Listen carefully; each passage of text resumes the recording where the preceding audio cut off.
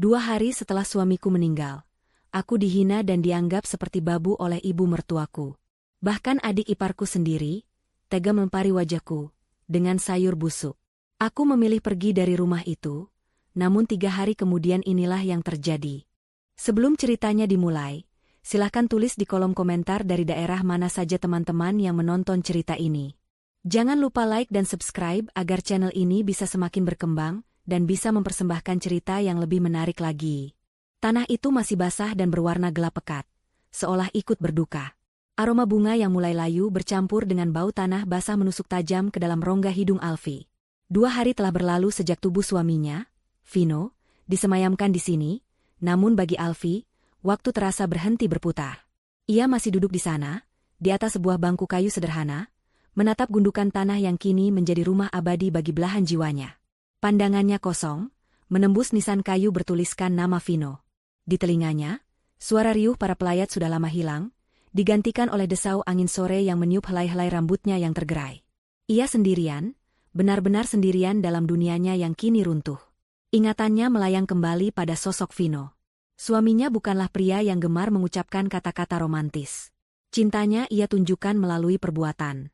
Alfi ingat saat pertama kali ia jatuh sakit setelah menikah, demamnya sangat tinggi hingga ia menggigil hebat. Tanpa banyak bicara, Vino menyelimutinya, mengompres dahinya sepanjang malam, dan menyuapinya bubur hangat buatan sendiri yang rasanya sedikit aneh. Pria itu tidak tidur semalaman, hanya untuk memastikan istrinya merasa nyaman. Saat Alfi bertanya mengapa ia melakukan itu semua, Vino hanya tersenyum tipis dan menjawab, "Karena kamu adalah tanggung jawabku. Kamu adalah duniaku sekarang." Kata-kata sederhana itu terpatri begitu dalam di hati Alfi, menjadi pondasi kekuatan bagi rumah tangga mereka. Vino adalah pelindungnya, jangkar dalam hidupnya. Kini, jangkar itu telah hilang, dan Alfi merasa terombang-ambing di lautan kesedihan yang tak bertepi. Sebuah dehaman kasar membuyarkan lamunannya. Alfi menoleh dan mendapati ibu mertuanya, Ibu Tini, berdiri dengan wajah masam. Di sebelahnya ada Nadine, adik iparnya, yang menatapnya dengan pandangan tak suka sambil melipat tangan di dada. Sejak Vino divonis sakit keras beberapa bulan lalu, sikap mereka perlahan berubah. Dulu, mereka masih bisa bersandiwara manis di depan Vino. Namun kini, dengan tiadanya penengah di antara mereka, topeng itu telah sepenuhnya terbuka. Di mata mereka, Alfi hanyalah orang asing yang entah bagaimana berhasil merebut putra dan kakak kesayangan mereka. "Sudah sore, Alfi. Mau sampai kapan kamu di sini? Apa kamu pikir dengan menangis di sini Vino bisa hidup lagi?" Suara Ibu Tini terdengar tajam, tanpa sedikit pun nada simpati. Kata-kata itu seperti belati yang mengiris luka Alfi yang masih baru. Nadine menimpali dengan nada yang lebih sinis. "Benar kata ibu, orang-orang sudah pulang dari tadi. Kita juga lelah mengurus semuanya. Jangan membuat kami harus menunggumu seperti ini. Kamu pikir kamu siapa?" Alfi tidak menjawab. Tenaganya habis terkuras oleh tangis dan duka. Ia hanya ingin beberapa saat lebih lama bersama Vino, meskipun yang tersisa hanyalah gundukan tanah. Ia menarik napas panjang, mencoba mengumpulkan sisa-sisa kekuatannya untuk berdiri. Kakinya terasa lemas, seolah jeli. Ia berpegangan pada bangku kayu untuk menopang tubuhnya. Dengan langkah gontai, ia berjalan mendekati pusara suaminya, mengelus nisan kayu itu untuk terakhir kalinya hari ini. "Aku pulang dulu, Mas.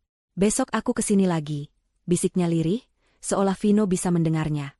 Air mata kembali menggenang di pelupuk matanya, namun ia menahannya sekuat tenaga. Ia tidak ingin memberi kepuasan pada ibu mertua dan adik iparnya dengan melihatnya menangis lagi. Perjalanan pulang terasa begitu menyiksa. Alfi duduk di kursi belakang mobil, sementara Ibu Tini dan Nadine duduk di depan, mengobrol dengan suara pelan seolah tidak ingin Alfi mendengar. Namun, dalam kesunyian mobil, suara mereka tetap terdengar jelas. Mereka tidak membicarakan tentang Vino atau kenangan tentangnya. Mereka membicarakan tentang biaya pemakaman, tentang tamu-tamu yang datang, dan tentang hutang budi yang menurut mereka harus dibayar. Alfi merasa seperti penumpang asing di dalam mobil yang dibeli oleh suaminya. Setiap sudut mobil ini menyimpan kenangan tentang Vino. Aroma parfum mobilnya bahkan masih samar-samar tercium. Namun, dua wanita di depannya seolah ingin menghapus semua jejak itu secepat mungkin. Sesampainya di rumah, suasana terasa lebih dingin dari udara di luar. Rumah besar yang dulu terasa hangat dan penuh tawa kini terasa hampa dan angker. Foto pernikahan Alfi dan Vino yang terpajang di ruang tamu, seolah menatapnya dengan penuh ironi. Dulu, Setiap kali pulang kerja, Vino akan langsung memeluknya di depan pintu, menanyakan bagaimana harinya.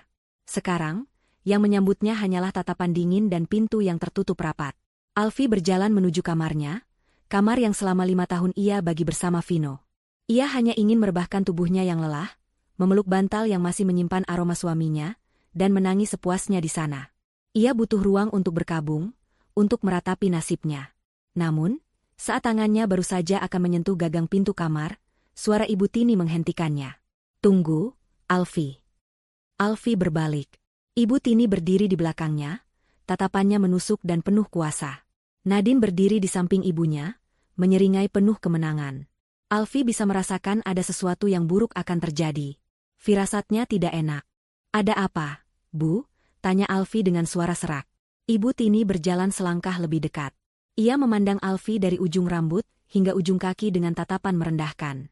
"Vino sudah tidak ada. Dia adalah putraku, satu-satunya tulang punggung di keluarga ini. Selama ini, kamu hidup enak karena dia.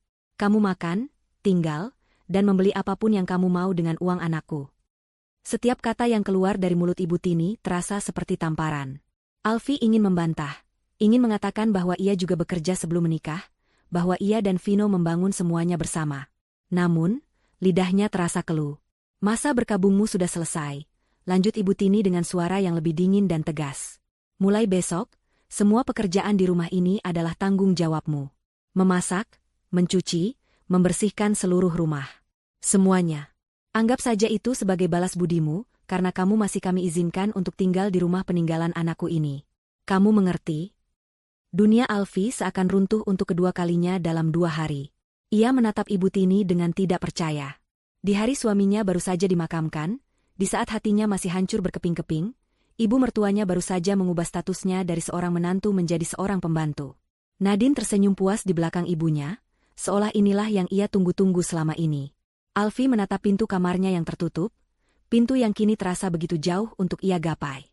Di balik pintu itu ada kenangan indahnya. Namun di luar sini, neraka barunya baru saja dimulai. Fajar belum sepenuhnya menyingsing saat alarm di ponsel Alfie berbunyi. Pukul 4 pagi. Biasanya, pada jam seperti ini, ia masih terlelap dalam pelukan hangat Vino. Namun, pagi ini berbeda. Ia terbangun bukan karena alarm, melainkan karena suara gedoran keras di pintu kamarnya. Suara Ibu Tini terdengar melengking dari luar, memerintahnya untuk segera bangun dan mulai bekerja. Dengan tubuh yang terasa remuk dan mata yang bengkak karena menangis semalaman, Alfie memaksakan diri untuk bangkit dari tempat tidur. Rasa dingin langsung merayap di telapak kakinya saat menyentuh lantai keramik. Udara pagi itu terasa menusuk tulang, sama seperti nasibnya yang kini terasa begitu dingin dan kelam. Langkah pertamanya adalah menuju dapur. Di atas meja makan, secari kertas berisi daftar pekerjaan telah menantinya. Daftar itu begitu panjang, seolah satu orang harus mengerjakan pekerjaan untuk 3 orang. Mencuci semua pakaian kotor dengan tangan, membersihkan setiap sudut rumah dari lantai bawah hingga atas, menyikat kamar mandi, memasak untuk sarapan, makan siang, dan makan malam. Alfie menarik napas panjang, mencoba menekan rasa sesak di dadanya. Ia tidak punya pilihan lain. Melawan hanya akan membuat situasinya semakin buruk. Maka, dengan sisa tenaga yang ia miliki, ia mulai bekerja. Ia menyalakan kompor, memasak nasi goreng dan telur mata sapi untuk sarapan, persis seperti yang tertulis di daftar. Aroma masakan yang dulu sering ia buat dengan cinta untuk Vino, kini terasa hambar dan penuh kepedihan. Pukul 7 pagi, Ibu Tini dan Nadine turun dari kamar mereka. Mereka duduk di meja makan dengan angkuh, seperti ratu yang menunggu dilayani. Alfie menyajikan nasi goreng di piring mereka masing-masing, lalu menuangkan teh hangat ke dalam cangkir. Tidak ada ucapan terima kasih. Yang ada hanyalah kritik dan cemoohan. "Kenapa nasi gorengnya lembek begini? Kamu tidak bisa memasak, ya?" ujar Ibu Tini setelah menyuap sesendok nasi. "Dan telur mata sapinya, lihat ini, pinggirnya gosong. Benar-benar tidak becus," timpal Nadine sambil mendorong piringnya sedikit menjauh, seolah makanan itu menjijikkan. "Dulu Mas Vino pasti sering makan makanan tidak enak seperti ini. Kasihan sekali dia." Alfie hanya bisa menunduk, meremas ujung bajunya. Setiap kata mereka adalah cambuk yang menyakitkan. Ia hanya diam, tidak berani membantah. Setelah sarapan yang penuh dengan hinaan itu selesai, Nadine dengan sengaja menyenggol cangkir kopinya hingga tumpah ke lantai. Cairan hitam pekat itu menggenang di atas keramik putih yang baru saja Alfie pel. "UPS, Tumpah, kata Nadine dengan nada pura-pura kaget, namun matanya menyiratkan kepuasan. Cepat bersihkan, Alfie. Tapi jangan pakai kain pel. Pakai lap tangan saja, biar lebih bersih. Itu adalah sebuah penghinaan yang terang-terangan. Menyuruhnya membersihkan lantai dengan lap tangan sama saja dengan merendahkannya serendah mungkin. Dengan hati yang perih, Alfie mengambil lap dari dapur dan berjongkok di lantai. Ia bisa merasakan tatapan Ibu Tini dan Nadine yang mengawasinya dari atas, menikmati setiap detik penderitaannya. Saat ia membersihkan tumpahan kopi itu, ia merasa bukan hanya lantai yang ia bersihkan, tetapi juga harga dirinya yang ikut terkikis. Setelah mereka berdua puas dengan tontonan pagi itu dan kembali ke kamar masing-masing untuk bersantai, Alfie melanjutkan pekerjaannya. Ia mencuci setumpuk pakaian kotor di halaman belakang. Ibu Tini melarangnya menggunakan mesin cuci, dengan alasan boros listrik. Alfie harus mengucek setiap helai pakaian dengan tangannya. Telapak tangannya yang halus kini mulai terasa kasar dan perih karena deterjen. Keringat membasahi dahinya, bercampur dengan air mata yang sesekali jatuh tanpa bisa ia bendung. Ia merasa begitu lelah, bukan hanya fisiknya, tetapi juga batinnya. Ia terus bertanya-tanya, apa salahnya hingga ia harus menerima perlakuan sekejam ini? Apakah mencintai dan menikah dengan Vino adalah sebuah dosa? Menjelang siang, Alfie kembali ke dapur untuk menyiapkan makan siang. Perutnya sendiri terasa perih karena belum terisi apapun sejak pagi. Namun ia tidak diizinkan makan sebelum Ibu Tini dan Nadine selesai makan. Saat melihat bahan-bahan masakan di kulkas, matanya tertuju pada labu siam dan santan. Tiba-tiba ia teringat pada sayur lodeh, masakan kesukaan Vino. Sebuah kerinduan yang mendalam tiba-tiba menyeruak di hatinya. Mungkin, dengan memasak makanan kesukaan suaminya, ia bisa merasakan sedikit kehadiran Vino di rumah ini. Itu adalah sebuah tindakan kecil untuk menghibur dirinya sendiri, sebuah pelarian singkat dari kenyataan pahit yang sedang ia hadapi. Dengan sedikit semangat yang tersisa, ia mulai meracik bumbu dan memasak sayur lodeh dengan resep yang diajarkan oleh almarhumah ibunya. Aroma harum sayur lodeh yang gurih mulai memenuhi ruangan. Untuk sesaat, Alfie lupa akan statusnya. Ia merasa seperti seorang istri yang sedang memasak untuk suami tercinta. Namun, lamunan itu buyar ketika Nadine masuk ke dapur dengan wajah angkuh. "Masak apa kamu? Baunya aneh," ketus Nadine sambil menutup hidungnya. "Ini sayur lodeh, Nadine. Dulu Mas Vino sangat suka," jawab Alfie pelan. Mendengar nama kakaknya disebut, wajah Nadine seketika mengeras. Rasa iri dan benci yang selama ini ia pendam seolah meledak.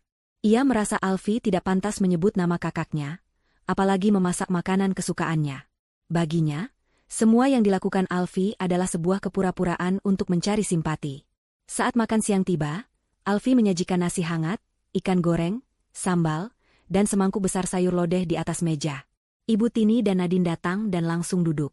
Alfie berdiri di sudut ruangan, menunggu perintah selanjutnya, seperti seorang pelayan sungguhan. Ibu Tini mengambil sedikit sayur, mencicipinya, lalu meletakkan sendoknya tanpa komentar. Namun, Nadine menatap mangkuk sayur itu dengan tatapan penuh kebencian. Ia mengambil sendok, mencicipi kuahnya dengan cara yang berlebihan, lalu berdecak dengan keras. Wajahnya menunjukkan ekspresi jijik yang dibuat-buat. Rasanya aneh. Dan lihat ini, labunya terlalu lembek. Ini bukan sayur, tapi sampah. Alfie hanya bisa menahan napas. Hatinya mencelos. Lalu, hal yang tak pernah terbayangkan oleh Alfie pun terjadi. Dengan gerakan cepat dan penuh amarah, Nadine berdiri. Ia meraih mangkuk sayur lodeh yang masih panas itu, berjalan mendekati Alfie, dan tanpa ragu, ia melemparkan seluruh isi mangkuk itu tepat ke wajah Alfie. "Sayur busuk ini tidak pantas dimakan manusia. Sama seperti kamu, pembawa sial," teriak Nadine, suaranya menggema di seluruh ruang makan. Alfie terdiam membeku. Rasa panas dari kuah santan menjalar di pipinya, namun rasa sakitnya tidak sebanding dengan rasa perih di hatinya. Nasi, potongan labu, dan kuah kuning yang kental menetes dari rambut dan wajahnya, mengotori bajunya. Aroma gurih yang tadi sempat memberinya sedikit penghiburan, kini berubah menjadi bau penghinaan yang memuakan. Ia bisa melihat Ibu Tini hanya diam di meja makan, tidak mencegah ataupun menegur perbuatan putrinya. Keheningan itu adalah bentuk persetujuan. Di tengah ruang makan yang megah itu, Alfie berdiri mematung, dilumuri oleh makanan kesukaan almarhum suaminya, dihina dengan cara yang paling keji. Pada saat itu, sesuatu di dalam dirinya benar-benar hancur. Batas kesabarannya telah tercapai. Alfie tidak bergerak. Ia hanya berdiri di tengah ruang makan, membiarkan sisa-sisa sayur lodeh menetes dari wajahnya ke lantai. Aroma gurih yang bercampur dengan bau anyir penghinaan terasa begitu pekat. Ia bisa mendengar Nadine tertawa kecil, sebuah tawa kemenangan yang begitu menyakitkan. Ibu Tini bangkit dari kursinya, berjalan melewatinya tanpa sepatah kata pun, seolah Alfie hanyalah patung kotor yang tidak layak dipandang. Tidak ada yang menanyakan apakah ia baik-baik saja. Tidak ada yang peduli. Keheningan yang mengikuti setelah mereka pergi terasa lebih menusuk daripada teriakan Nadine tadi. Di dalam keheningan itu, Alfie bisa mendengar suara hatinya yang retak, pecah berkeping-keping. Entah berapa lama ia berdiri mematung di sana. 10 menit, mungkin 20. Akhirnya, dengan gerakan seperti robot, ia melangkah. Bukan untuk membersihkan dirinya, tapi berjalan lurus menuju kamarnya. Ia sengaja membiarkan jejak kuah kuning di lantai, sebagai penanda bisu atas kekejaman yang baru saja ia terima. Ia menutup pintu kamarnya, menguncinya dari dalam, lalu bersandar di daun pintu. Tubuhnya luruh ke lantai. Disinilah tangisnya pecah. Bukan tangisan meraung-raung, melainkan isakan tanpa suara yang menggetarkan seluruh tubuhnya. Bahunya berguncang hebat, rasa sakit, amarah, dan keputusasaan bercampur menjadi satu. Ia menangisi nasibnya, menangisi kepergian Vino yang membuatnya tak berdaya, dan menangisi kebodohannya karena berpikir ia masih bisa bertahan di neraka ini. Setelah air matanya kering dan yang tersisa hanyalah rasa hampa, Alfie bangkit. Ia berjalan ke kamar mandi dan menatap pantulan dirinya di cermin. Seorang wanita dengan rambut dan wajah yang berantakan, dilumuri sisa makanan, dengan mata yang merah dan bengkak. Ini bukan dirinya. Vino tidak akan pernah mau melihatnya seperti ini. Suaminya selalu berkata bahwa Alfie adalah wanita terkuat yang pernah ia kenal. Kekuatan itu seolah hilang ditelan duka. Namun, melihat bayangannya yang menyedihkan di cermin, sebuah percikan api kecil mulai menyala di dalam dirinya. Cukup sudah. Ia tidak akan membiarkan mereka menginjak-injak harga dirinya lebih jauh lagi. Dengan gerakan mantap, ia menyalakan keran dan mulai membersihkan wajahnya. Air dingin yang membasuh kulitnya terasa menyegarkan, seolah ikut menghanyutkan sebagian dari rasa sakitnya. Ia menggosok wajah dan rambutnya hingga bersih, hingga tidak ada lagi sisa penghinaan yang menempel. Setiap gosokan terasa seperti sebuah janji pada dirinya sendiri. Ini adalah yang terakhir kalinya. Ia tidak akan pernah lagi membiarkan siapapun, termasuk keluarga suaminya, merendahkannya seperti ini. Selesai membersihkan diri, ia menatap cermin sekali lagi. Wajahnya masih pucat dan matanya bengkak. Tetapi ada sesuatu yang berbeda di sorot matanya. Ada sebuah ketetapan hati yang dingin dan keras. Malam itu, Alfie tidak bisa tidur. Ia hanya berbaring di tempat tidur, menatap langit-langit kamar yang gelap. Rencana itu terbentuk dengan sendirinya di dalam benaknya. Ia akan pergi. Ia tidak tahu akan kemana, dan ia tidak punya banyak uang. Tapi ia tahu ia tidak bisa tinggal di rumah ini satu malam pun lebih lama. Tinggal di sini sama saja dengan bunuh diri secara perlahan, membiarkan jiwa dan raganya mati sedikit demi sedikit setiap hari. Tepat pukul 2 dini hari, saat ia yakin seisi rumah telah terlelap, Alfie bangkit dari tempat tidurnya. Ia bergerak dalam senyap, nyaris tanpa suara. Ia membuka lemari pakaiannya, mengambil sebuah tas ransel kecil yang biasa ia pakai untuk bepergian bersama Vino. Ia tidak mengambil banyak barang. Hanya 3 setel pakaian, pakaian dalam, dan sebuah jaket tebal. Ia juga memasukkan seluruh isi dompetnya, yang hanya berisi beberapa lembar uang ratusan ribu dan beberapa receh.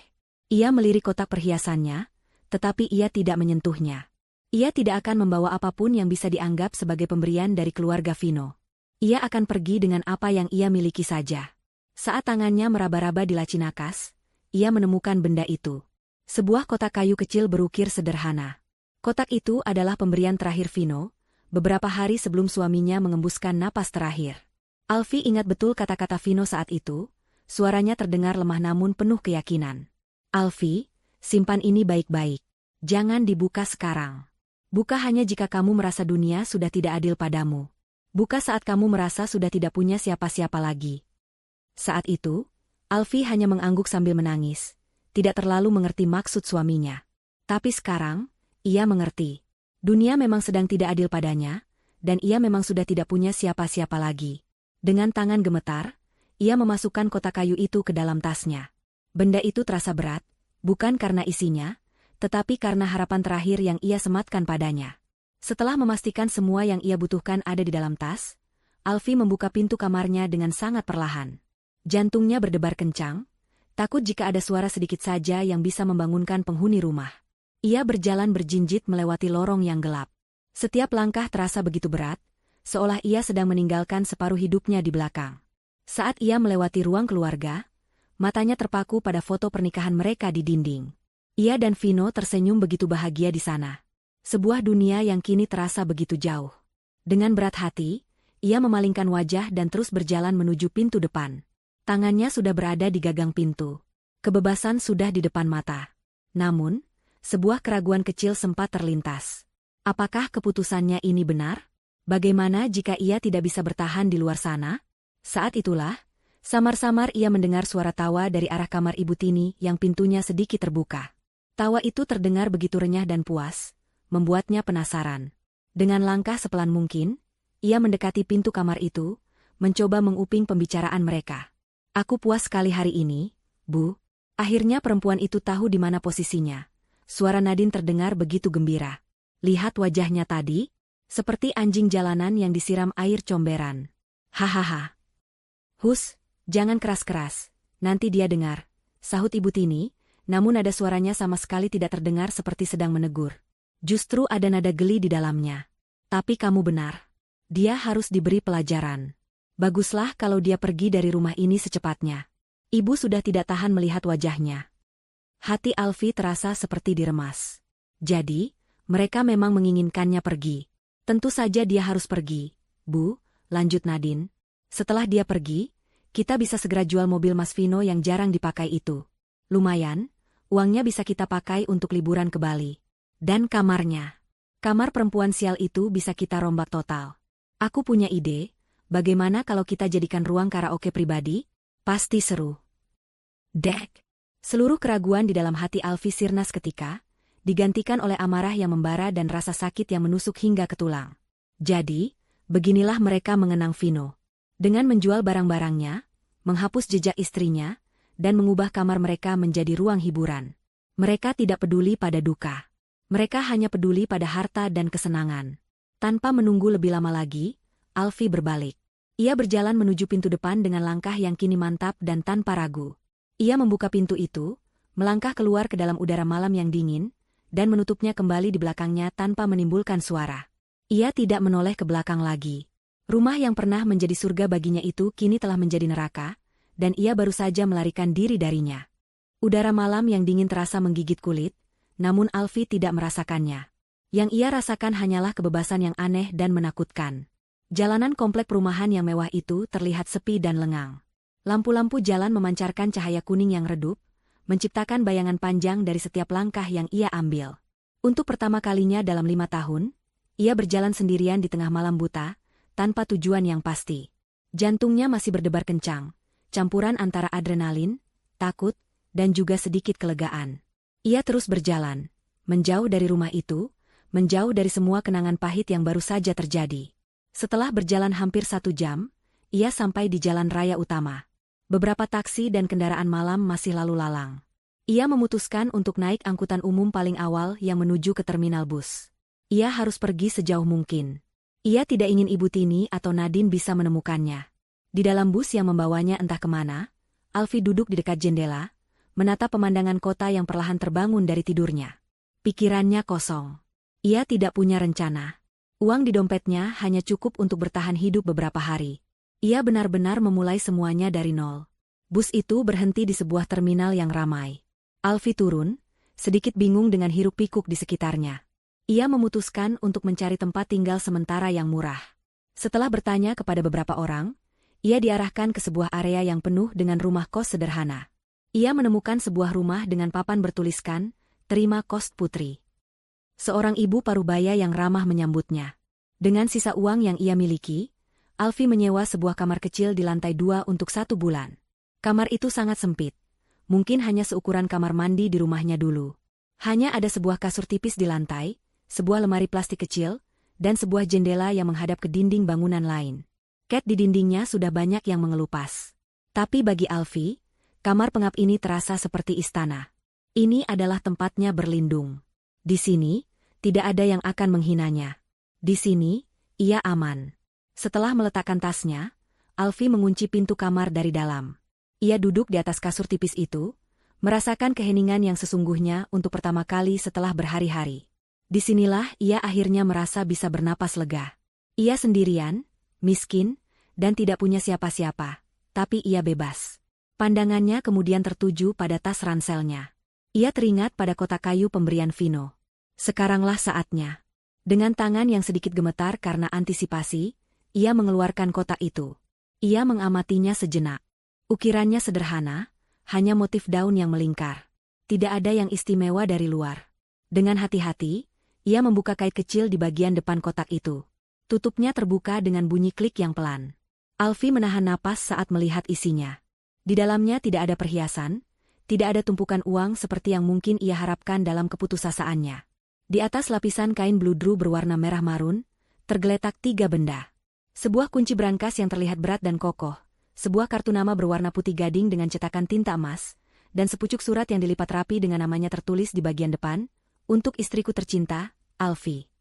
Jantung Alfie berdetak lebih cepat. Ia mengabaikan kunci dan kartu nama itu untuk sesaat, tangannya langsung meraih surat itu. Surat terakhir dari suaminya. Ia membuka lipatannya dengan jemari yang gemetar. Tulisan tangan Vino yang rapi dan tegas menyambutnya. Sayangku, Alfie. Jika kamu sedang membaca surat ini, itu artinya aku sudah tidak ada lagi di sisimu. Dan itu juga artinya, kamu sedang berada dalam situasi yang sangat sulit. Persis seperti yang aku takutkan. Maafkan aku, sayang. Maafkan aku karena harus meninggalkanmu sendirian untuk menghadapi semua ini. Aku tahu betul sifat ibu dan adikku, Nadine. Selama aku ada, mereka mungkin masih bisa menahan diri. Tapi tanpaku, aku tahu mereka akan menunjukkan sifat asli mereka kepadamu. Air mata mulai mengaburkan pandangan Alfie. Ia mengusapnya dengan punggung tangannya dan terus membaca. Aku menulis surat ini bukan untuk membuatmu semakin sedih. Aku menulis ini untuk memberimu kekuatan. Aku mau kamu tahu, aku tidak pernah meninggalkanmu tanpa perlindungan. Aku mungkin sudah tiada, tapi cintaku dan caraku untuk melindungimu akan selalu ada. Selama setahun terakhir, saat aku tahu waktuku tidak banyak lagi, aku sudah mempersiapkan segalanya untukmu. Sayang, semua yang kau anggap milikku, rumah yang kita tinggali, mobil, bahkan perusahaan keluarga yang ayahku wariskan, sesungguhnya sudah bukan lagi milikku. Aku sudah memindahkan semuanya. Semuanya kini adalah milikmu seorang. Alfie membaca kalimat terakhir itu berulang kali. Ia tidak salah baca. Vino telah memberikan semuanya untuknya.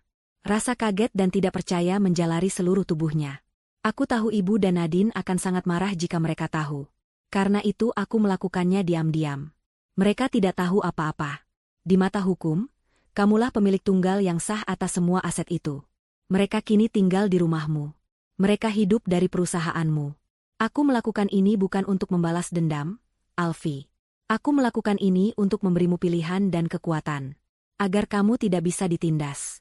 Agar kamu bisa menentukan jalan hidupmu sendiri. Di dalam kotak ini ada sebuah kunci.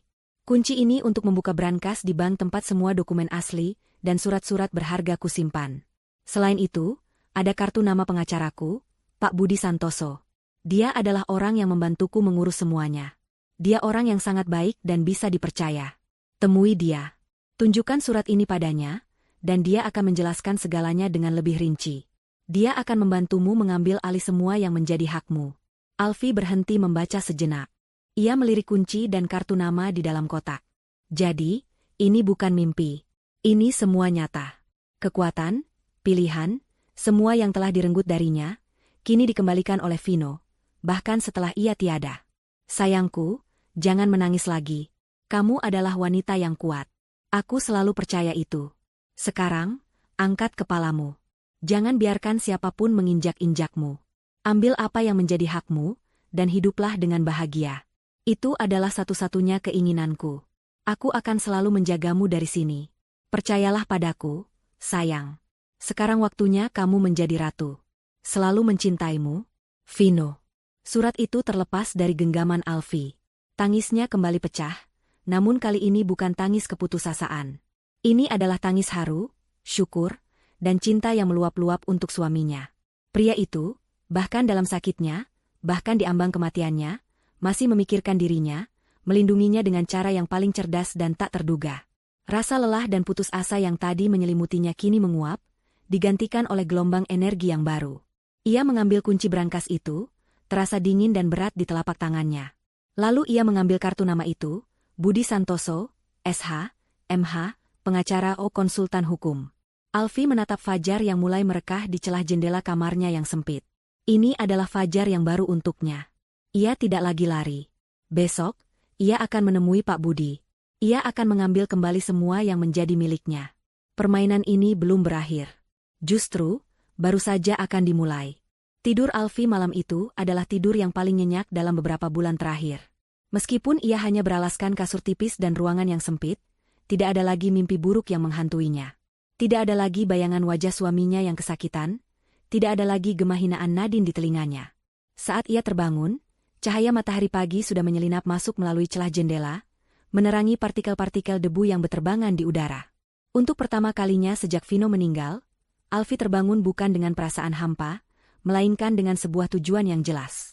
Surat dari Vino tergeletak di sampingnya, sudah sedikit lecek karena ia genggam semalaman. Surat itu adalah kompasnya, sumber kekuatannya. Ia bangkit, merapikan tempat tidurnya yang sederhana, lalu bersiap-siap. Ia mandi dengan cepat, menggunakan sabun murah yang tersedia di kamar mandi umum. Saat memilih pakaian, ia sengaja memilih setelan kemeja dan celana kain paling rapi yang ia bawa. Penampilannya mungkin sederhana, jauh dari kemewahan yang biasa ia kenakan, tetapi ia memastikan dirinya terlihat bersih dan pantas. Saat ia bercermin di cermin kecil yang retak di sudut kamar, ia tidak lagi melihat wanita yang kalah dan putus asa. Sorot matanya kini tajam, memancarkan determinasi yang dingin. Ia bukan lagi Alfi yang menangis. Hari ini, ia adalah utusan terakhir Vino.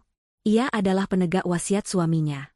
Setelah sarapan seadanya dengan sebungkus nasi kucing yang ia beli di warung depan kos, Alfi mengeluarkan kartu nama dari dalam kotak kayu. Budi Santoso, SH, MH. Di bawah nama itu tertera alamat sebuah gedung perkantoran megah di pusat kota. Alfi menelan ludah. Perasaannya sedikit gentar. Ia, dengan penampilannya yang sekarang, harus memasuki gedung semewah itu. Namun, ia segera menepis keraguannya. Ia menggenggam erat tali tas ranselnya, menarik napas dalam-dalam, dan melangkah keluar dari kamar kosnya menuju medan pertempuran pertamanya. Perjalanan menuju kantor pengacara itu terasa seperti perjalanan ke dunia lain. Dari lingkungan pada penduduk dengan ganggang sempit, ia kini berdiri di depan sebuah gedung pencakar langit yang menjulang tinggi, dengan dinding kaca yang memantulkan awan. Lobi gedung itu begitu luas dan berkilauan. Lantainya terbuat dari marmer yang bisa membuatnya bercermin. Orang-orang yang berlalu lalang mengenakan setelan mahal dan sepatu mengkilap. Untuk sesaat, Alfi merasa kecil dan tidak pada tempatnya. Ia hampir berbalik, namun ia teringat kembali pada baris terakhir surat Vino. Sekarang waktunya kamu menjadi ratu. Ia mengangkat dagunya, berjalan dengan langkah mantap menuju meja resepsionis, dan menyebutkan tujuannya untuk bertemu dengan Bapak Budi Santoso. Sang resepsionis, setelah melihat penampilannya yang sederhana, sempat menunjukkan ekspresi ragu, tetapi setelah Alfi menyebutkan bahwa pertemuannya adalah perihal wasiat dari almarhum Vino, sikap resepsionis itu langsung berubah menjadi sangat hormat.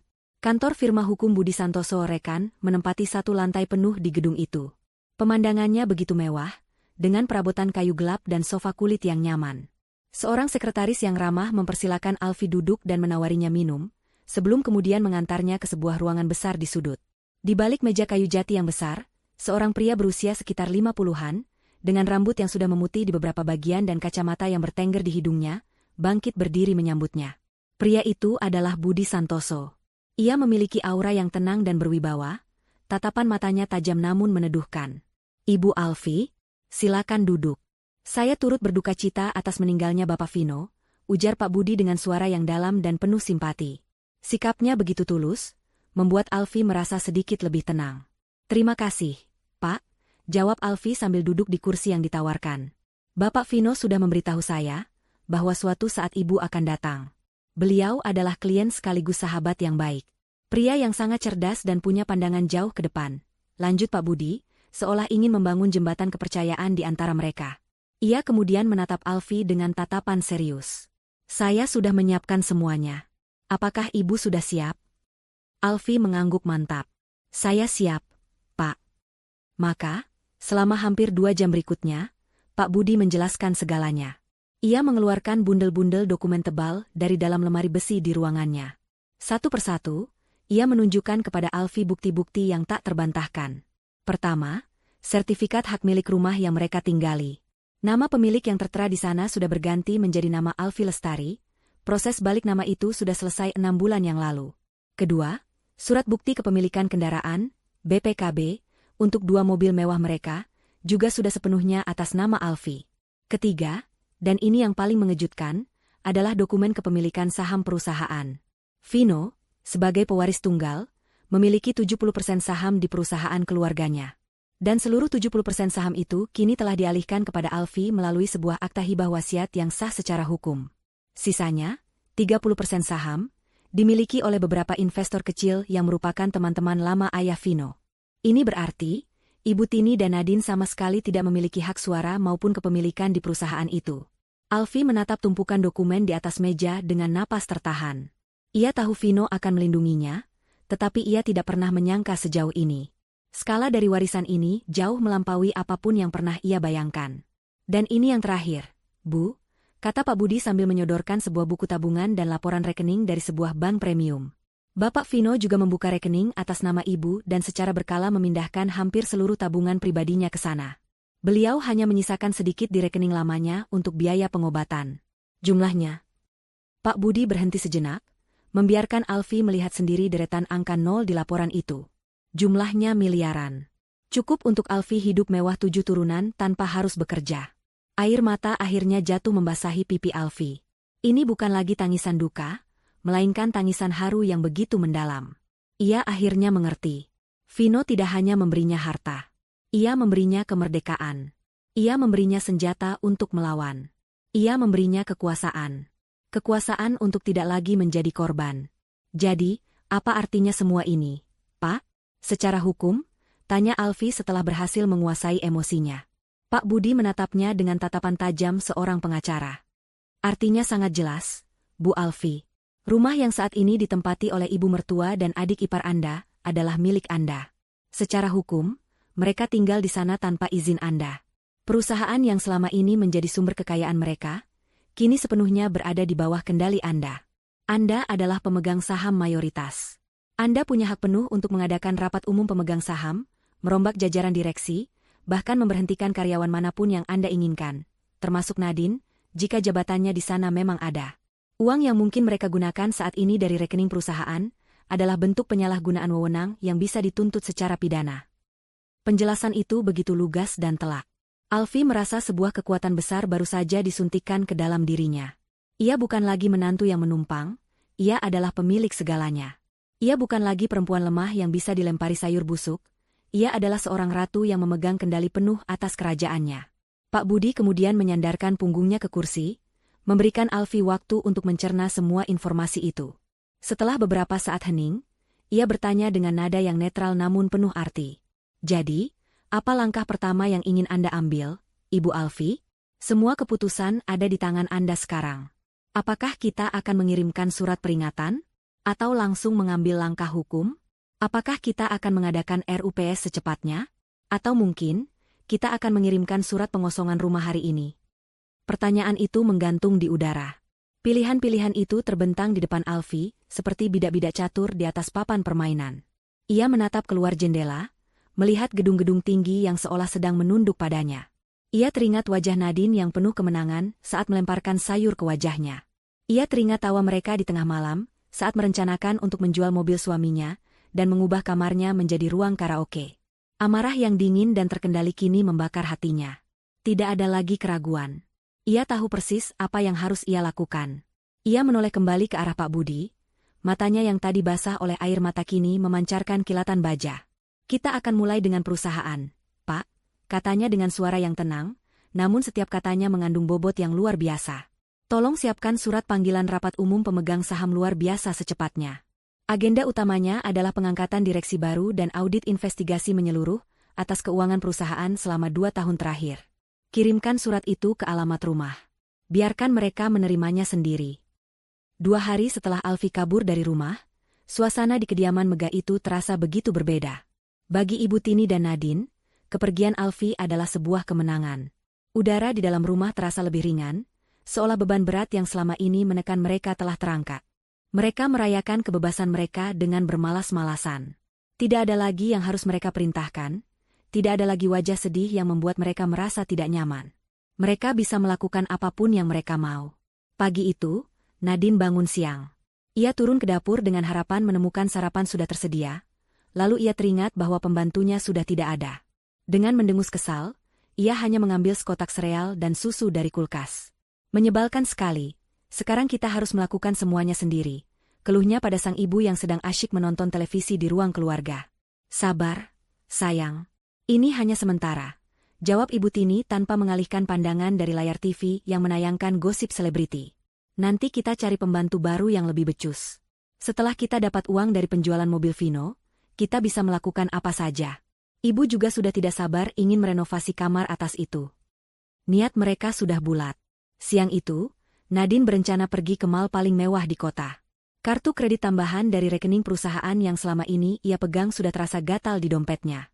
Ia ingin membeli tas keluaran terbaru yang sudah lama ia incar, sebagai hadiah untuk dirinya sendiri karena telah berhasil membersihkan rumah. Ia berdandan dengan pakaian terbaiknya, menyemprotkan parfum mahal ke seluruh tubuhnya, dan pergi dengan penuh percaya diri. Namun, pesta kecilnya harus berakhir bahkan sebelum dimulai. Saat di kasir butik ternama itu, setelah memilih tas seharga puluhan juta, kejadian memalukan itu terjadi. Kartu kreditnya ditolak. Maaf, Ibu. Ditolak, kata kasir itu dengan sopan. Nadine mengerutkan kening. Coba lagi. Pasti mesinnya rusak. Hardiknya. Kasir itu mencoba lagi, sekali, 2 kali, 3 kali. Hasilnya tetap sama. Wajah Nadine memerah karena malu dan marah.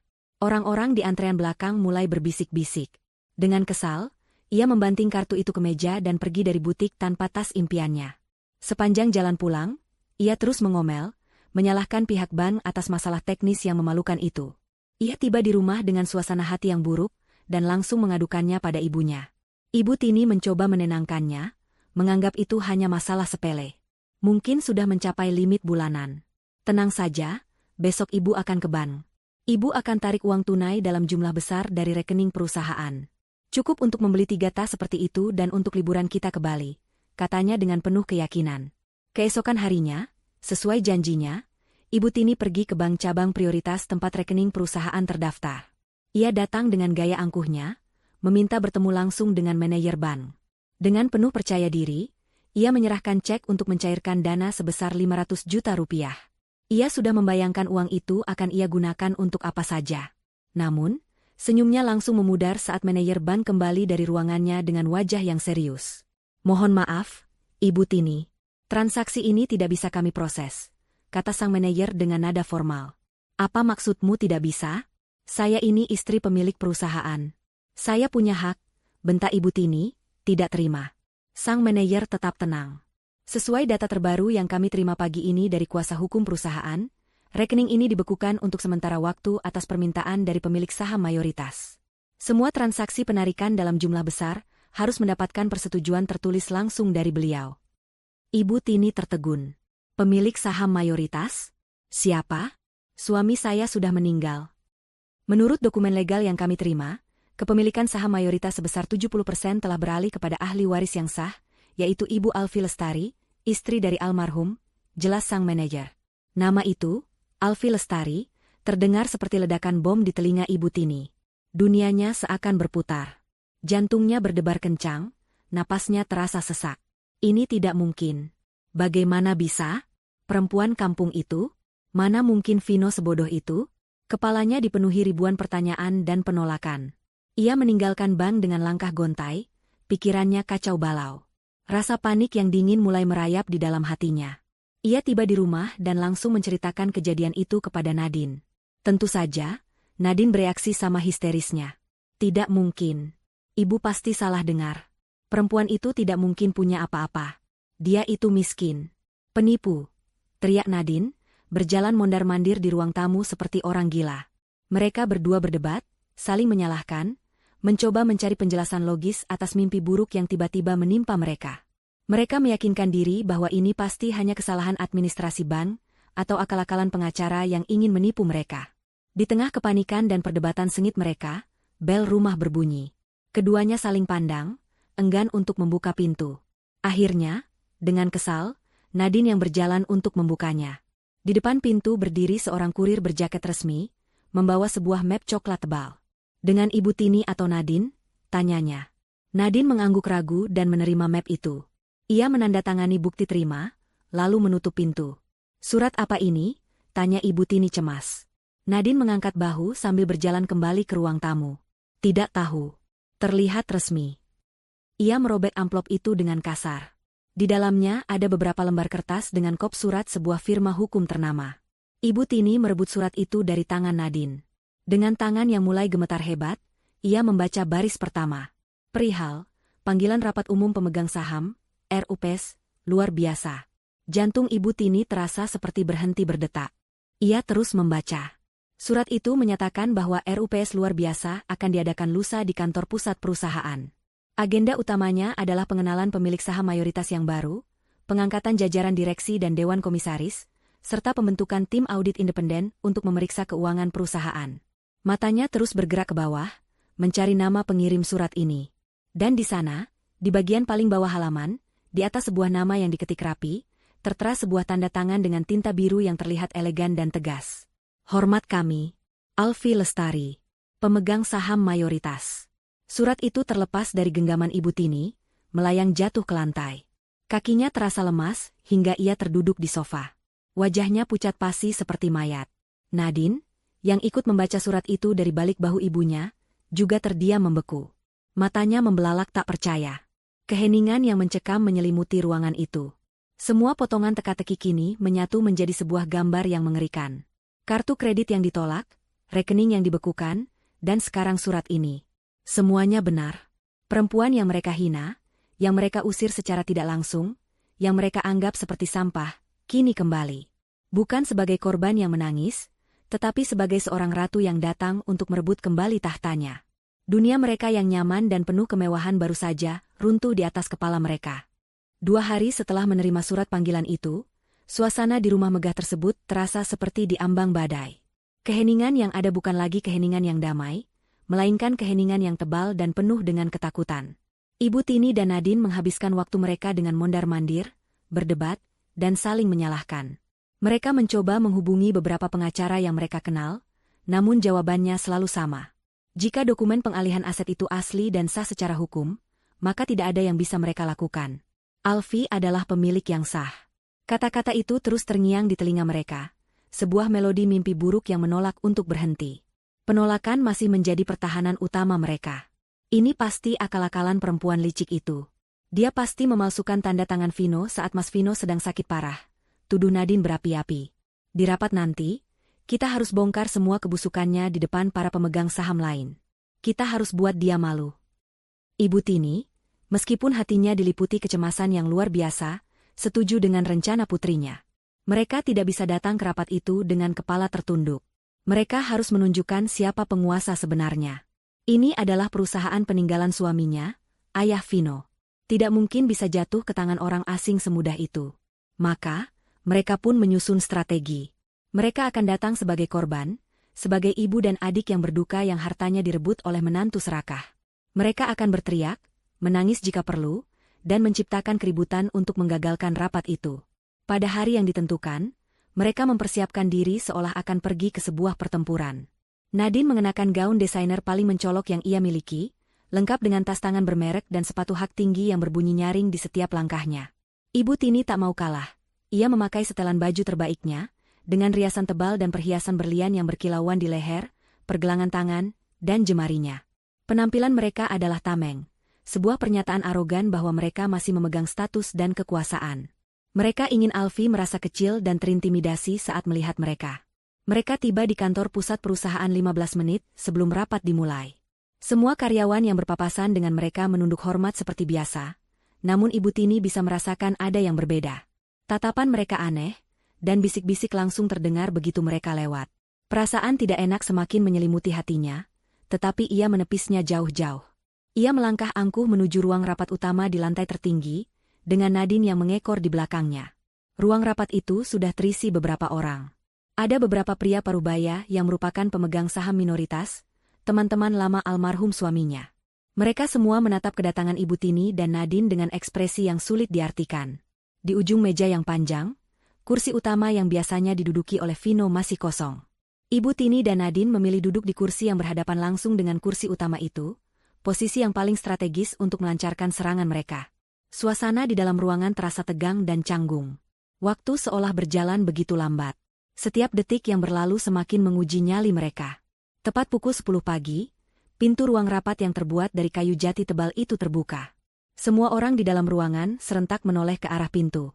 Dan di sanalah dia berdiri. Namun, sosok yang masuk bukanlah Alfie yang mereka kenal. Bukan Alfie yang lusuh dengan mata bengkak dan baju kotor karena sisa sayuran. Bukan juga Alfie yang menangis terseduh-seduh di pemakaman dengan bahu yang terkulai pasrah. Wanita yang berdiri di ambang pintu itu adalah orang yang sama sekali berbeda. Alfie mengenakan setelan blazer berwarna biru navy yang pas di badan, dipadukan dengan kemeja sutra putih dan celana kain berpotongan lurus yang membuatnya terlihat jenjang dan profesional. Rambutnya yang panjang digulung rapi menjadi sanggul modern yang elegan, memperlihatkan lehernya yang jenjang. Riasan di wajahnya tipis namun tegas, menonjolkan tulang pipinya dan memberikan sorot mata yang tajam dan fokus. Ia tidak mengenakan perhiasan yang mencolok, hanya sepasang anting mutiara kecil dan sebuah jam tangan simpel di pergelangan tangannya. Setiap detail dari penampilannya memancarkan aura profesionalisme, kecerdasan, dan yang paling utama, kekuasaan. Nadine dan Ibu Tini ternganga. Mulut mereka terbuka tanpa bisa berkata-kata. Gaun mahal dan perhiasan berlian yang mereka kenakan tiba-tiba terasa norak dan berlebihan jika dibandingkan dengan keanggunan Alfie yang bersahaja namun mematikan. Semua rencana mereka untuk berteriak dan memakinya seketika buyar. Bagaimana mungkin mereka bisa menuduh wanita yang terlihat begitu berwibawa ini sebagai penipu? Transformasi itu bukan hanya pada penampilan fisik. Cara Alfie melangkah masuk ke dalam ruangan menunjukkan kepercayaan diri yang luar biasa. Ia berjalan dengan punggung tegak, dagu terangkat, dan tatapan mata yang lurus ke depan, tidak gentar sedikitpun oleh tatapan orang-orang di ruangan itu. Di sisi kanannya, berjalan Pak Budi Santoso, membawa sebuah tas kerja tebal yang terlihat penuh dengan dokumen. Di sisi kirinya, seorang wanita muda yang merupakan asistennya, membawa sebuah laptop dan beberapa map. Saat Alfie masuk, para pemegang saham minoritas yang tadi hanya duduk diam, serentak bangkit berdiri dari kursi mereka untuk menyambutnya dengan hormat. Pemandangan itu adalah sebuah tamparan keras bagi Ibu Tini dan Nadine. Dunia benar-benar sudah terbalik. Alfie sama sekali tidak melirik ke arah mereka. Ia menganggap keberadaan mereka seperti udara, tidak penting dan tidak terlihat. Ia mengulas senyum tipis yang sopan kepada para pemegang saham lain, lalu berjalan lurus menuju kursi utama di ujung meja. Ia duduk di kursi itu dengan gerakan yang luwes dan alami, seolah ia memang dilahirkan untuk duduk di sana. Ia meletakkan tangannya di atas meja, menyatukan jemarinya, dan memandang ke seluruh ruangan dengan tatapan yang tenang namun penuh otoritas. Keheningan menyelimuti ruangan. Ibu Tini dan Nadine masih terpaku di kursi mereka, terlalu kaget untuk bereaksi. Mereka merasa seperti dua orang badut yang salah kostum di sebuah pertemuan dewan yang sangat serius. Nadine mencoba membuka mulutnya untuk melontarkan hinaan, tetapi suaranya tercekat di tenggorokan saat matanya bertemu dengan tatapan dingin Alfie. Tatapan itu seolah berkata, "Coba saja kalau berani." Setelah semua orang kembali duduk, Alfie membuka map di depannya. Ia tidak membuang waktu untuk basa-basi atau drama keluarga. Ia langsung masuk ke dalam inti permasalahan. Suaranya yang terdengar jelas dan mantap mengisi seluruh ruangan, tanpa sedikitpun getar keraguan. "Selamat pagi, bapak-bapak sekalian. Terima kasih atas kehadirannya. Saya, Alfie Lestari, sebagai pemegang saham mayoritas yang baru, secara resmi membuka rapat umum pemegang saham luar biasa hari ini." Ia berhenti sejenak, membiarkan kata-katanya meresap. Lalu, ia mengangkat kepalanya dan untuk pertama kalinya, ia menatap lurus ke arah Ibu Tini dan Nadine. Matanya dingin, tanpa emosi, seperti seorang hakim yang akan membacakan vonis. Sesuai dengan surat panggilan yang telah diterima, agenda pertama kita hari ini adalah pembentukan tim audit independen untuk melakukan investigasi menyeluruh atas dugaan penyelewengan dana perusahaan selama 2 tahun terakhir. Jantung Ibu Tini terasa seperti diremas dengan kuat. Wajahnya yang tadi dipoles dengan riasan tebal, kini berubah pucat pasi. Ia tahu persis apa artinya kata-kata itu. Ini bukan lagi sekadar perebutan harta. Ini adalah ancaman. Alfie tidak datang untuk bernegosiasi. Ia datang untuk berperang, dan ia baru saja menembakkan peluru pertamanya. Kata-kata Alfie menggantung di udara seperti awan badai yang siap mencurahkan isinya. Wajah Ibu Tini sepucat kertas, sementara Nadine menatap Alfie dengan campuran antara benci dan ketakutan yang nyata. Para pemegang saham lain mulai berbisik-bisik, beberapa di antara mereka mengangguk setuju. Mereka adalah pebisnis senior yang sudah lama mencium ada sesuatu yang tidak beres dengan manajemen keuangan perusahaan di bawah kendali Ibu Tini, namun mereka tidak punya cukup suara untuk melawannya.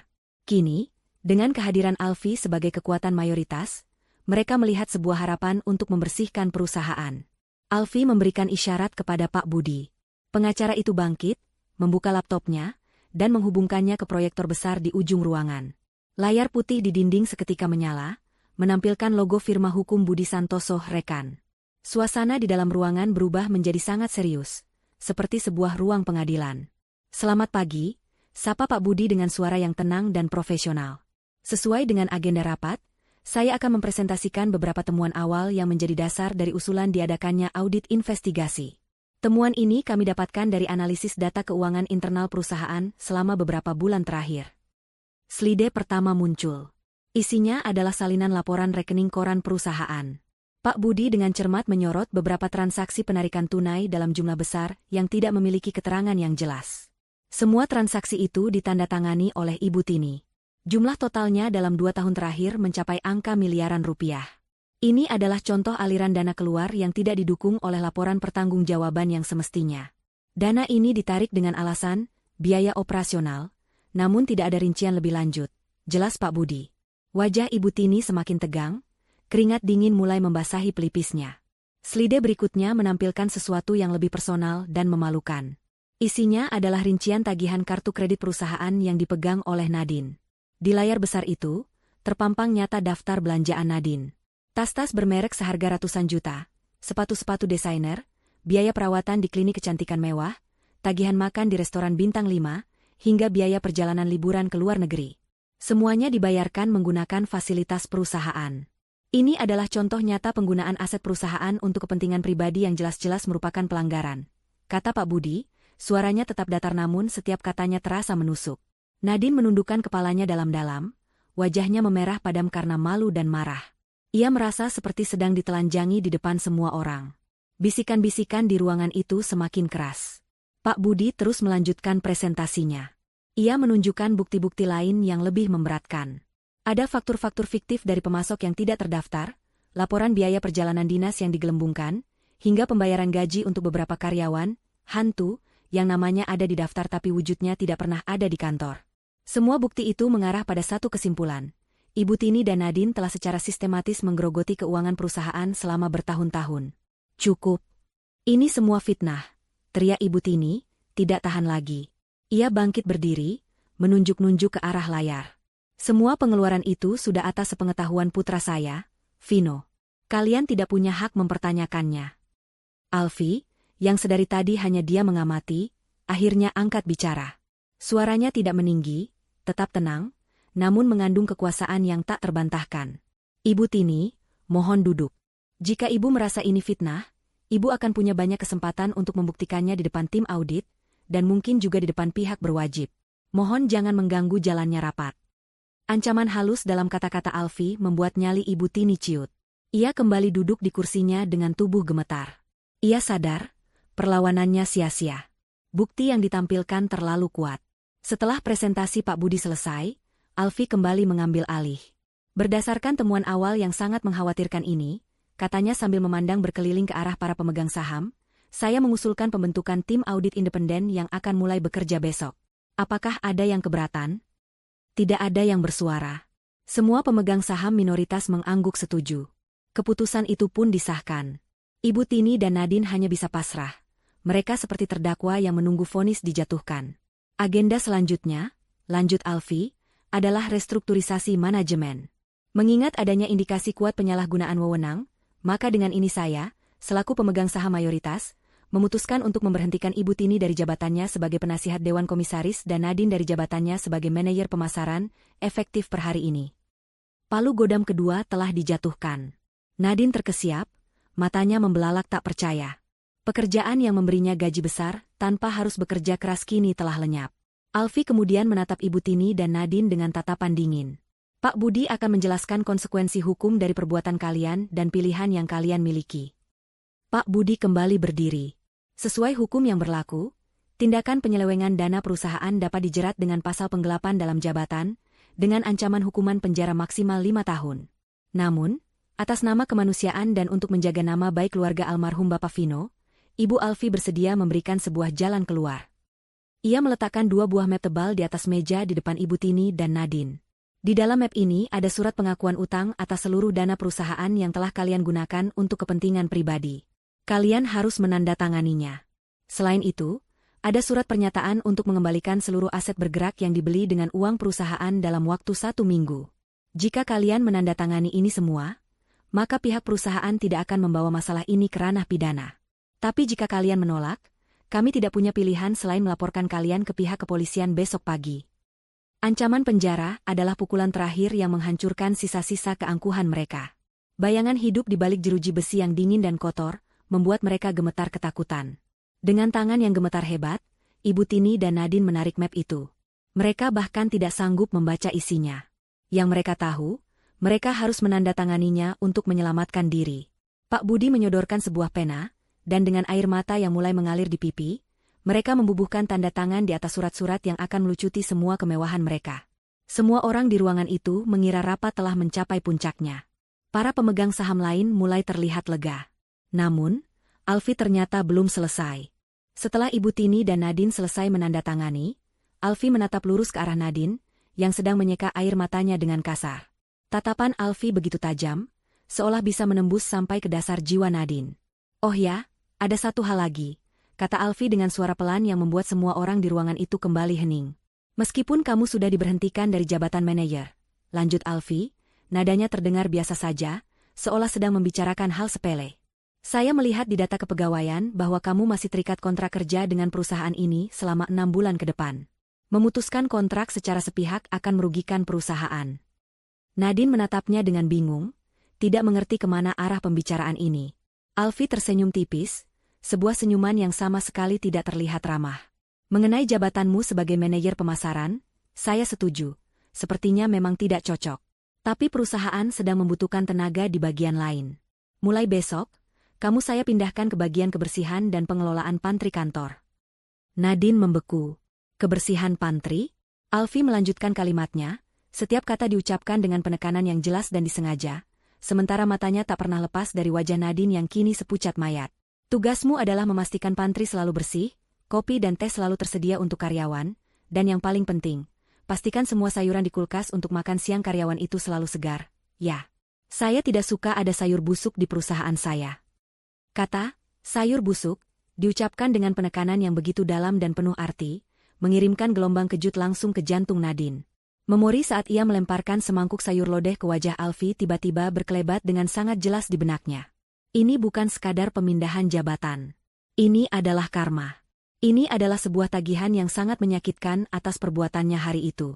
Nadine terhuyung di kursinya, napasnya tersengal-sengal.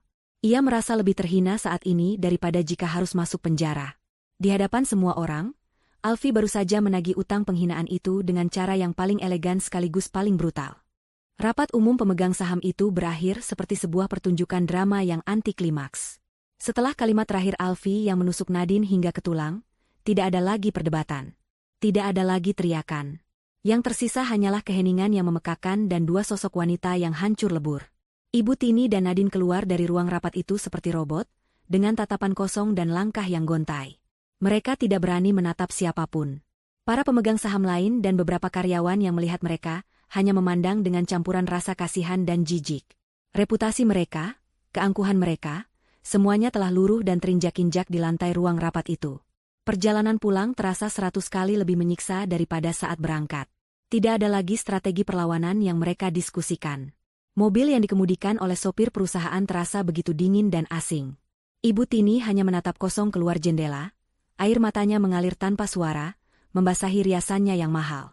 Sementara Nadine duduk di sebelahnya, tubuhnya gemetar menahan isak tangis yang tertahan. Kata-kata Alfie tentang pekerjaan barunya di pantry terus terngiang di kepalanya seperti kaset rusak. Bayangan dirinya harus membersihkan sisa kopi dan teh karyawan lain membuatnya mual. Itu adalah hukuman yang lebih buruk dari apapun yang bisa ia bayangkan. Mereka saling menyalahkan dalam diam. Ibu Tini menyalahkan Nadine atas sifatnya yang gegabah dan mulutnya yang kasar, yang telah memprovokasi Alfie hingga sejauh ini. Nadine, di sisi lain, menyalahkan ibunya yang serakah dan tidak pernah mau bersikap baik pada Alfie sejak awal. Namun, mereka tahu di dalam hati mereka, ini adalah kesalahan mereka berdua. Mereka telah menabur angin kebencian, dan kini mereka harus menuai badai kehancuran. Saat mobil memasuki gerbang rumah mereka, ada pemandangan aneh yang menyambut. Beberapa kardus besar berwarna coklat tersusun rapi di teras depan. Sebuah mobil box dari perusahaan jasa pindahan baru saja pergi meninggalkan komplek. Firasat buruk yang lebih pekat kembali menyelimuti mereka. Dengan langkah berat, mereka masuk ke dalam rumah. Dan di sana, di ruang tamu yang luas, Alfie sudah menunggu. Ia telah berganti pakaian. Setelan kerjanya yang formal kini digantikan oleh gaun rumah yang sederhana namun elegan. Ia duduk dengan tenang di sofa utama, sambil menyesap secangkir teh hangat. Kehadirannya di sana terasa begitu alami, seolah ialah sang pemilik rumah yang sedang menunggu kepulangan para pelayannya. Di sekelilingnya, suasana rumah terasa berbeda. Beberapa perabotan telah digeser, dan ada beberapa lukisan baru yang tergantung di dinding, menggantikan foto-foto keluarga Ibu Tini. Rumah ini, dalam beberapa jam saja, telah bertransformasi menjadi wilayah kekuasaan Alfie. Selamat datang kembali, sapa Alfie dengan suara yang tenang. Nada suaranya tidak mengandung amarah, juga tidak mengandung keramahan. Hanya datar dan dingin. Ibu Tini dan Nadine hanya berdiri mematung di dekat pintu, tidak tahu harus berbuat apa atau berkata apa. Seperti yang bisa kalian lihat, lanjut Alfie sambil menunjuk ke arah tumpukan kardus dengan dagunya. Saya sudah meminta bantuan servis untuk mengemasi beberapa barang. Kardus-kardus itu berisi pakaian dan barang-barang pribadi kalian yang dibeli bukan dengan uang perusahaan. Sisanya, semua gaun desainer, tas bermerek, perhiasan, dan sepatu mahal yang terbukti dibeli menggunakan kartu kredit perusahaan, sudah saya amankan di kamar atas untuk didata dan dikembalikan sebagai aset perusahaan. Setiap kata adalah sayatan baru di luka mereka. Alfie tidak hanya melucuti kekuasaan mereka di perusahaan, ia juga melucuti simbol-simbol status yang selama ini mereka banggakan. Rumah ini, kamar-kamar di lantai atas, semuanya adalah milik saya sekarang, kata Alfie sambil meletakkan cangkir tehnya. Ia lalu menatap mereka berdua lekat-lekat. Saya tahu kalian tidak punya tempat lain untuk pergi. Jadi, seperti di kantor tadi, saya akan memberikan kalian dua pilihan. Alfie bangkit dari sofa, berjalan perlahan mendekati mereka. Setiap langkahnya terdengar begitu berat dan penuh kuasa. Pilihan pertama, kalian bisa mengambil kardus-kardus itu dan pergi dari rumah ini sekarang juga. Cari tempat tinggal kalian sendiri. Saya tidak akan peduli kalian akan tinggal di mana atau makan apa. Bayangan menjadi gelandangan, tanpa uang sepeser pun, terlintas di benak Ibu Tini dan Nadine. Mereka saling pandang dengan tatapan panik. Kemewahan yang selama ini mereka nikmati telah membuat mereka tidak punya kemampuan apapun untuk bertahan hidup di dunia luar yang keras. Pilihan kedua, lanjut Alfie, suaranya semakin pelan namun semakin menusuk. Kalian boleh tetap tinggal di sini.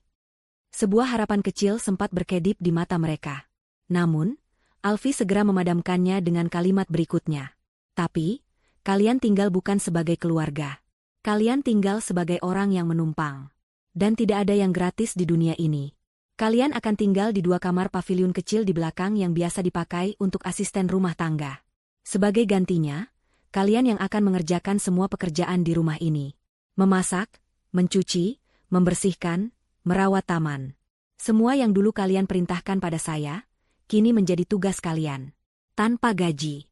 Anggap saja sebagai biaya sewa dan makan kalian sehari-hari. Ini adalah puncak dari segalanya. Kehancuran total. Alfie tidak hanya mengambil harta mereka, ia mengambil kehormatan dan harga diri mereka. Ia menawarkan sebuah kehidupan di mana setiap hari mereka akan diingatkan akan kekalahan mereka. Setiap kali mereka mengepel lantai, mereka akan teringat pada Alfie yang dulu mereka suruh membersihkan tumpahan kopi. Setiap kali mereka memasak di dapur, mereka akan teringat pada sayur lodeh yang mereka lemparkan ke wajahnya. Batas pertahanan Ibu Tini akhirnya jebol. Kekuatan yang selama ini menopang keangkuhannya runtuh tak bersisa. Ia tidak sanggup lagi menahannya. Dengan lutut yang lemas, ia jatuh berlutut di lantai marmer yang dingin, tepat di depan kaki Alfie. Tangisnya meledak. Sebuah tangisan penyesalan yang terlambat dan penuh keputusasaan. Alfie, ampuni ibu, nak ampuni ibu. Isaknya tersedu-sedu. Ia merangkak maju, mencoba meraih ujung pakaian Alfie. Ibu mohon, jangan lakukan ini pada kami. Kami salah, ibu mengaku salah. Tapi tolong, jangan hukum kami seperti ini. Melihat ibunya bersujud, pertahanan Nadine pun runtuh. Semua kebencian dan keangkuhannya menguap, digantikan oleh teror yang luar biasa. Ia ikut menjatuhkan dirinya ke lantai, bersujud di samping ibunya. Kak Alfie, aku mohon maafkan aku. Aku janji tidak akan jahat lagi. Aku akan melakukan apa saja, tapi jangan usir kami. Jangan hukum kami seperti ini, Kak. Rintihnya, air mata dan ingus membasahi wajahnya yang sembab. Dua wanita yang beberapa hari lalu menatapnya dengan penuh hinaan, kini bersujud di bawah kakinya. Mereka menangis, memohon, mencium debu di lantai tempatnya berpijak. Sebuah pemandangan yang seharusnya memberikan kepuasan, namun Alfi hanya merasakan kehampaan yang dingin. Ia menatap turun pada mereka, wajahnya tetap tenang dan tanpa ekspresi. Ia membiarkan mereka menangis selama beberapa saat, membiarkan mereka merasakan keputusasaan yang pernah ia rasakan. Lalu, dengan suara yang pelan namun terdengar jelas di seluruh ruangan, ia berkata, "Pengampunan itu mahal harganya," bisiknya. "Kalian bayar cicilannya dengan menjadi pelayan di rumah ini sampai saya anggap lunas." 6 bulan telah berlalu sejak hari yang menentukan itu. Musim telah berganti, dan begitu pula kehidupan semua orang yang terlibat dalam drama keluarga tersebut. Di rumah megah yang kini sepenuhnya menjadi milik Alfi, sebuah tatanan baru telah terbentuk dan berjalan dengan kaku setiap harinya. Peran telah benar-benar terbalik. Karma tidak datang sebagai petir yang menyambar sesaat, melainkan sebagai gerimis abadi yang membasahi dan mendinginkan jiwa hingga ke tulang. Pagi hari di rumah itu kini selalu dimulai dengan suara kesibukan dari arah dapur dan paviliun belakang. Ibu Tini, wanita yang dulu hanya bangun untuk sarapan yang telah tersaji, kini harus bangun sebelum fajar. Tangannya yang dulu terawat dan dihiasi cincin berlian, kini mulai menebal dan sedikit kasar karena harus meracik bumbu, mencuci piring, dan menyiapkan sarapan untuk Alfi sebelum sang empunya rumah berangkat ke kantor. Ia tidak banyak bicara, hanya bekerja dalam diam dengan kepala tertunduk. Keangkuhannya telah terkikis habis, digantikan oleh kepatuhan yang lahir dari rasa takut. Nadine, di sisi lain, menjalani hukuman gandanya. Setiap pagi, ia harus membersihkan sebagian rumah sebelum berangkat ke kantor dengan menaiki angkutan umum. Di kantor, ia menghabiskan harinya di pantry, berurusan dengan galon air, bubuk kopi, dan tentu saja, sayur mayur. Ia menjadi bahan gosip dan tatapan kasihan para karyawan lain. Mereka semua tahu ceritanya. Mereka semua tahu siapa dia sebelumnya, dan menjadi apa dia sekarang. Setiap hari adalah parade penghinaan baginya. Pulang ke rumah, ia tidak bisa beristirahat. Ia harus melanjutkan tugasnya, membersihkan kamar mandi, mencuci mobil Alfi, atau menyetrika pakaian. Kehidupannya kini adalah sebuah lingkaran tanpa akhir dari kerja keras dan rasa malu. Mereka hidup dalam kemewahan, tetapi tidak bisa menikmatinya. Mereka adalah tahanan di dalam penjara emas yang pernah menjadi istana mereka. Sementara itu, Alfi telah mekar menjadi sosok yang sama sekali berbeda. Di perusahaan, ia bukan lagi sekadar pemilik saham. Ia telah membuktikan dirinya sebagai seorang pemimpin yang cakap. Ia belajar dengan cepat, menyerap semua ilmu bisnis dari para direksi senior yang setia pada peninggalan Vino. Ia memimpin dengan tangan yang adil namun tegas. Ia menghargai karyawan yang bekerja keras dan tidak segan-segan menyingkirkan mereka yang hanya menjadi benalu. Di bawah kepemimpinannya, perusahaan yang sempat merugi karena salah urus itu mulai bangkit kembali. Ia berhasil mendapatkan beberapa proyek besar dan kepercayaan dari para investor. Para karyawan dan pemegang saham yang awalnya meragukannya, kini menatapnya dengan penuh kekaguman dan hormat. Mereka tidak lagi melihatnya sebagai janda Vino, melainkan sebagai Ibu Alfi, sang direktur utama. Alfi tidak membiarkan dendam menguasai hidupnya. Setelah menempatkan Ibu Tini dan Nadine pada posisi mereka, ia lebih banyak memfokuskan energinya untuk hal-hal yang positif. Ia tidak pernah lagi meninggikan suara atau menghina mereka secara langsung. Hukuman terbaik bagi mereka adalah keheningan dan tatapan dinginnya, serta kenyataan bahwa mereka harus menyaksikan kesuksesan Alfi setiap hari dengan mata kepala mereka sendiri. Di luar pekerjaan, Alfi mulai menemukan kembali kebahagiaannya. Ia menyibukkan diri dengan kegiatan sosial, mendirikan sebuah yayasan amal kecil atas nama Vino yang berfokus pada bantuan pendidikan untuk anak-anak kurang mampu. Ia mulai tersenyum lagi, tawa ringannya mulai terdengar lagi di antara teman-teman lama yang kembali ia rangkul. Ia tidak lagi hidup di bawah bayang-bayang kesedihan. Ia telah membangun dunianya sendiri di atas puing-puing masa lalunya.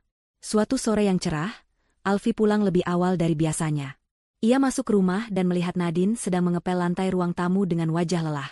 Nadine segera menepi dan menunduk saat Alfi lewat, tidak berani menatap matanya. Alfi terus berjalan menaiki tangga menuju kamarnya, kamar utama yang dulu ia tempati bersama Vino. Ia telah merenovasi kamar itu, mengubah warnanya menjadi lebih cerah. Namun satu hal yang tidak pernah ia pindahkan adalah sebuah foto besar pernikahannya yang tergantung di dinding. Ia berdiri di depan foto itu, menatap wajah suaminya yang tersenyum bahagia. Wajah yang selalu memberinya kekuatan. Ia menyentuh bingkai foto itu dengan lembut. "Halo, Mas," bisiknya pelan. "Aku harap kamu bisa lihat aku sekarang. Perusahaan baik-baik saja, bahkan lebih baik dari sebelumnya. Aku sudah belajar banyak hal, dan aku baik-baik saja sekarang. Aku tidak lagi menangis setiap malam." Ia tersenyum, senyum tulus yang mencapai matanya. "Aku sudah menjadi ratu seperti yang kamu inginkan. Terima kasih sudah memberiku kesempatan kedua, Mas. Terima kasih sudah selalu percaya padaku. Aku akan memastikan semua peninggalanmu, semua kerja kerasmu, berada di tangan yang tepat dan akan terus tumbuh." Malam itu, setelah makan malam yang hening di mana ia dilayani oleh Ibu Tini, Alfi mengambil kunci mobilnya. Ia butuh udara segar. Ia mengendarai mobilnya tanpa tujuan, menyusuri jalanan kota yang bermandikan cahaya lampu. Ia membuka jendela mobil, membiarkan angin malam meniup rambutnya. Di radio, terputar sebuah lagu tentang harapan dan hari esok yang baru. Untuk pertama kalinya, ia tidak merasa kesepian. Ia merasa utuh. Ia telah melalui badai tergelap dalam hidupnya dan berhasil keluar sebagai pemenang. Ia bukan hanya selamat, tapi ia telah terlahir kembali menjadi pribadi yang lebih kuat, lebih bijaksana, dan lebih mandiri. Fajar yang baru telah menyingsing dalam hidupnya, dan ia siap menyambut masa depan cerah yang terbentang di hadapannya, seorang diri, dengan kepala tegak.